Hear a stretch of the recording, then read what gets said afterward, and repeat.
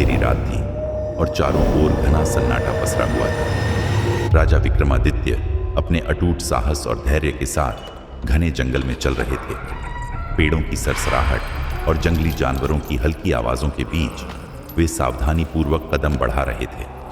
उनके कंधे पर बेताल बैठा हुआ था, जो हर बार की तरह पेड़ से लटकता हुआ अपने रहस्यमय अंदाज में विक्रमादित्य द्वारा पकड़ा गया था। राजा विक्रम ने अपने मजबूत हाथों से वेताल को कंधे पर उठाया और निर्भयता से अपने कदमों को जंगल के उस ओर बढ़ाया जहां उन्हें जाना था। वे जानते थे कि हर बार की तरह इस बार भी वेताल उन्हें कोई रहस्यपूर्ण कहानी सुनाएगा और अंत में एक कठिन प्रश्न पूछेगा, लेकिन विक्रमादित्य के धैर्य और बुद्धिमत्ता में कोई कमी नहीं थी। हर बार की तरह इस बार भी वह बिना रुके और बिना डरे वेताल को अपनी मंजिल तक ले जाने के लिए तैयार थे। जंगल की घनी छांव में चलते हुए वे सोच रहे थे कि इस बार वेताल किस तरह की कहानी सुनाएगा और कैसे वह राजा को एक बार फिर से चुनौती देगा।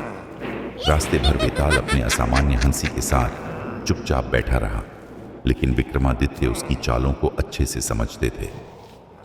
वेताल ने राजा विक्रमादित्य से कहा, हे राजन, तुम्हारी निष्ठा और धैर्य मुझे बार बार आश्चर्य में डालते हैं, लेकिन देखता हूं कि क्या इस कहानी के अंत में भी तुम सही उत्तर दे पाओगे।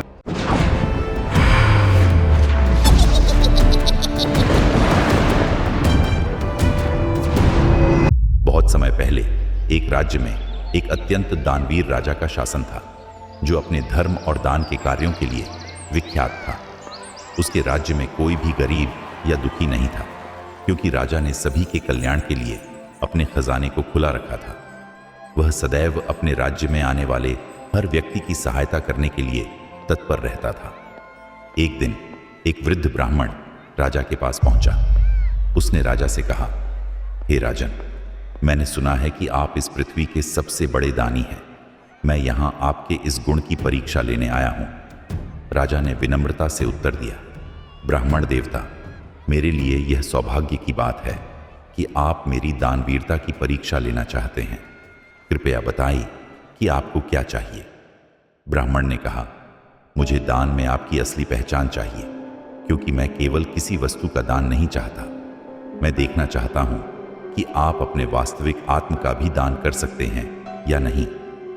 राजा यह सुनकर थोड़ा हैरान हुआ, लेकिन उसने बिना संकोच अपनी सहमति दे दी और कहा, मैं अपने जीवन और आत्मा का भी त्याग करने के लिए तैयार हूं। आप जो चाहेंगे मैं वही करूंगा। इसके बाद राजा ने अपनी पहचान का त्याग करने का वचन दे दिया। उसी समय उस राज्य में एक महान अकाल पड़ा और लोगों की स्थिति अत्यंत दयनीय हो गई। राजा ने अपना संपूर्ण राज्य और अपनी संपत्ति प्रजा की सेवा में लगा दी। अंततः एक दिन राजा ने ब्राह्मण को बुलाकर कहा, हे ब्राह्मण देवता, अब मेरे पास कुछ भी नहीं है। मैं अपने जीवन का भी त्याग करने को तैयार हूं। ब्राह्मण ने कहा, राजन, मुझे आपकी इस भावना पर गर्व है। मैं देखना चाहता हूं कि आप इस जीवन के बंधनों को छोड़कर पुनः मेरे साथ जन्म लें। राजा ने ब्राह्मण की बात मान ली और मृत्यु का वरण किया। इसके बाद ब्राह्मण ने भी अपने जीवन का त्याग कर दिया। उस राजा और ब्राह्मण ने एक ही समय पर अपना जीवन त्यागा और दोनों ने एक नई योनि में जन्म लिया। राजा का पुनर्जन्म एक महान योद्धा के रूप में हुआ और ब्राह्मण का जन्म एक तपस्वी के रूप में हुआ। दोनों ने एक बार फिर संसार में अपने कर्मों और कर्तव्यों को निभाया। पुनर्जन्म के बाद जब राजा और ब्राह्मण की पुनः भेंट हुई तो ब्राह्मण ने राजा से कहा, तुमने अपने दान और त्याग से इस जीवन में भी एक उदाहरण स्थापित किया है। इस जन्म में भी तुम्हारा धर्म और त्याग अटूट है। मैं एक तपस्वी के रूप में तुम्हारे साथ हूं और तुम्हारे कर्मों का साक्षी बनूंगा। राजा और ब्राह्मण ने इस जीवन में भी अपने अपने कर्तव्यों का पालन किया और सच्चे धर्म का उदाहरण प्रस्तुत किया। उनका पुनर्जन्म यह साबित करता था कि आत्मा का कर्म और निष्ठा कभी समाप्त नहीं होती, चाहे कितने भी जन्म क्यों न हो। कहानी समाप्त करने के बाद वेताल ने राजा विक्रमादित्य से पूछा, हे राजन, अब तुम ही बताओ, किसका त्याग और धर्म महान था, राजा का जिसने अपना जीवन और अपनी पहचान त्याग दी, या ब्राह्मण का जिसने राजा की परीक्षा ली और उसके साथ पुनर्जन्म लिया। क्या यह सही था कि ब्राह्मण ने राजा का त्याग और परीक्षा ली?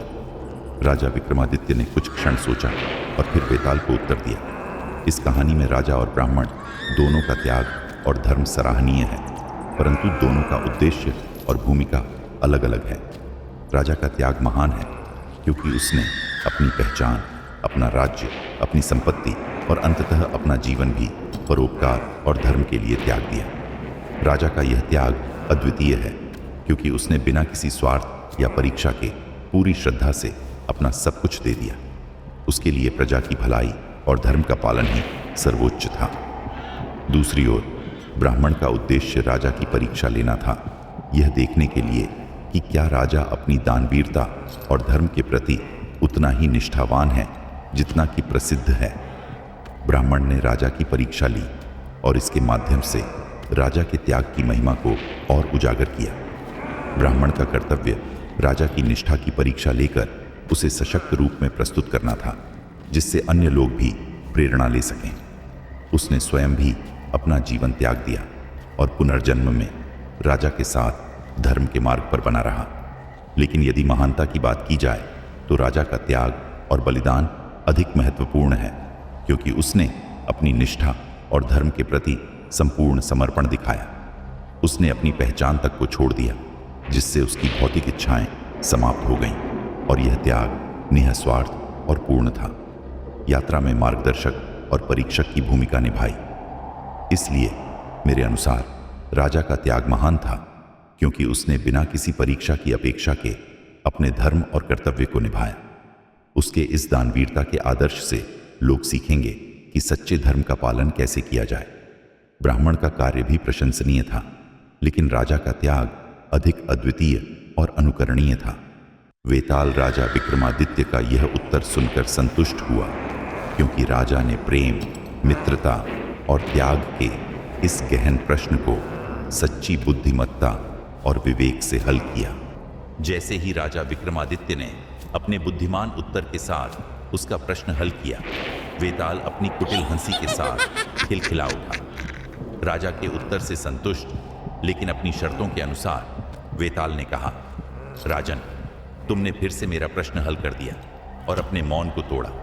अब मैं एक बार फिर पेड़ पर लौटूंगा। यह कहते ही वेताल ने राजा के कंधे से उड़ान भरी और एक हवा के झोंके की तरह घने पेड़ों की ओर उड़ गया। विक्रमादित्य ने गहरी सांस ली, लेकिन उनकी आंखों में कोई निराशा नहीं थी। वे जानते थे कि यह उनकी परीक्षा का एक और हिस्सा था और उन्हें वेताल को फिर से पकड़ना होगा। बिना समय गंवाए उन्होंने अपने कदम उसी पेड़ की ओर बढ़ा दिए जहां से उन्होंने वेताल को पकड़ा था। अपने अडिग धैर्य और अटल संकल्प के साथ राजा विक्रमादित्य एक बार फिर इस रहस्यमयी सफर की ओर बढ़ चले, निडर और अजेय जैसे वे पहले थे।